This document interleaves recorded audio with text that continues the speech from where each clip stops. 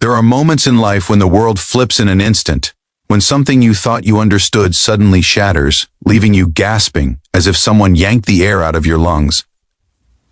That was exactly what happened to Mark Holloway on a quiet, forgettable Thursday morning at the Maplewood Outdoor Plaza in Virginia, when he looked up and saw the one person he never expected to see again, the woman who vanished from his life without a single explanation, without a phone call, without a note, without even a whispered goodbye. And now she wasn't just back. She was standing just a few steps away, wearing torn jeans, an oversized gray sweater, and that unmistakable look of someone who had been living on the streets for far too long. Her hair was tied messily, her face pale and weary. It was Hannah Whitford, the woman who once promised him forever. If you believe in kindness, forgiveness, and second chances, please take a moment to like, comment, share, and subscribe. It truly helps more people see these stories. Mark froze mid-step, his breath catching. For a second, he thought his eyes were tricking him. Life had moved on after she left. Slowly, painfully, but it moved. He had spent months wondering what he did wrong, replaying every conversation, every memory, every moment. And now here she was, not even walking toward him, just standing there, as if the weight of the world pinned her to the ground. The plaza was calm, washed in soft daylight. Cars hummed faintly in the distance. Storefronts lined each side of the walkway, their large windows reflecting the quiet morning. Mark's heart pounded as he walked toward her. He didn't even know if he was angry, confused, or terrified. He only knew he needed answers. But the closer he got, the more he realized this wasn't the reunion he had imagined over 100 sleepless nights. Hannah didn't look like someone trying to avoid him or run from the past. She looked like someone who hadn't had a safe place to sleep in weeks. The last time he saw Hannah, she had been full of life, talking about dreams that felt too big for the small world they were building together. She used to sing while she cooked, laugh too loud at terrible jokes, and talk about traveling the country in a beat-up RV someday. But the woman in front of him wasn't that Hannah. Her shoulders were slumped, her eyes empty, and her skin pale with exhaustion. Mark's mind raced back to the days after she vanished. He remembered waking up one morning and finding her side of the bed cold. He remembered searching the apartment, hoping she just stepped out. He remembered the sickening dread when hours turned into days, then into weeks. He remembered calling her phone dozens of times, only to hear the same robotic voicemail message. Eventually, he forced himself to move forward, telling himself that maybe she found someone else, or maybe she realized she didn't love him anymore. He tried to bury the ache. He tried to forget. But seeing her again, this broken version of the woman he once knew, made all those carefully sealed wounds tear open at once. She looked up at him with slow, hesitant eyes, as if expecting rejection or anger.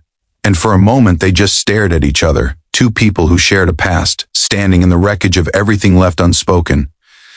Mark felt something shift inside him, not anger, not blame, but a deep ache. Something in her expression wasn't just sad, it was defeated. The kind of defeated that didn't come from heartbreak, it came from surviving something that tried to swallow her alive. The crowd moved around them, but the world felt strangely suspended, holding its breath. He wanted to ask why she left, why she didn't call, why she didn't trust him, why she ended up like this, why fate would bring her back to him like this, stripped down to her lowest, standing on a sidewalk like a ghost of the life they once built together. But the questions tangled in his chest, because no matter how much he wanted answers, the truth was staring at him right now. She needed help more than he needed explanations. Even so, the pain he carried didn't vanish. It pressed against his ribs, reminding him of how deeply her disappearance once broke him. Mark remembered how after she left, he used to drive around late at night, unable to sleep, wondering if she was okay. He used to imagine 1,000 scenarios. Maybe she moved to another state. Maybe she changed her number. Maybe she found someone else. But never, not in any of his darkest theories, did he imagine she was out here, somewhere in the same world as him, struggling to survive. He didn't know whether to feel guilt or grief. She shifted on her feet, pulling her sleeves over her cold hands. Her jeans were ripped, not the fashionable kind, just worn down from harsh nights. Her shoes looked like they had walked miles and miles. Mark wanted to ask what happened, but he could see in her trembling posture that the story behind it was probably longer and heavier than either of them. could unpack in the middle of an outdoor shopping plaza. He could also see she hadn't eaten a proper meal in days. Something inside him, something he thought he buried the day she walked away, stirred again. And before he could stop himself, before he could think, he felt a familiar protectiveness bloom in his chest. What happened to the vibrant woman he once loved? What storms did she have to survive to end up here? His mind flashed back to early memories. Her painting in the small apartment, her coffee addiction, her habit of hiding her worries behind a fake smile. He remembered nights she seemed overwhelmed but refused to talk about it. He remembered mornings when she looked lost in her thoughts, as if haunted by something she never fully explained. Maybe she had been struggling long before she disappeared. Maybe he had missed the signs, or maybe she had been fighting something alone because she didn't know how to let someone help. As he stood there, searching her tired eyes, he knew this wasn't the moment to let emotions swallow him. He needed to stay calm, for her, not for himself. The plaza breeze rolled through, carrying the muted hum of passing cars. People walked past them, unaware of the silent storm unfolding between two strangers who once meant the world to each other. Hannah looked down, her voice faint, barely holding together under the weight of shame. Her cheeks were flushed, not with embarrassment but with the fear of being seen like this by someone who once knew her so well.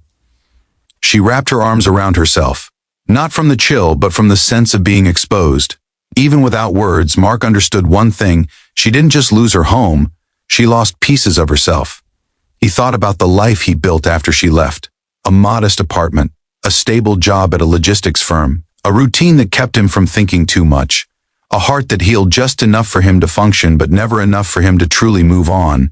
Seeing her now in a place she didn't belong awakened everything he tried to bury. He didn't know what the right thing to do was. Maybe helping her would reopen old wounds. Maybe it would destroy him again. But turning away, pretending he didn't see her, pretending she wasn't suffering, would turn him into a person he wouldn't recognize. He couldn't do that. Not to her, not to the woman who once held his heart in her hands, not to the woman who clearly had no one else left to turn to. The truth settled heavily in his chest. He might not owe her an explanation, but he owed humanity something. And right now, she was humanity in its rawest form, fragile, lost, afraid. For a moment they simply stood there, two broken timelines reconnecting in the most unexpected and heartbreaking way. And deep down, beneath all the hurt, the betrayal, the confusion, he felt something else. Fate, cruel, inconvenient, uninvited fate. But fate nonetheless. He didn't know what steps would come next. He didn't know where this path would lead. But he knew he wasn't going to let her walk away again.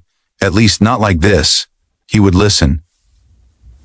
He would try to understand. He would offer help, not because he was weak, but because compassion didn't make anyone weak. If anything, compassion was the only thing that kept people alive in a world that sometimes knocked them down harder than they deserved.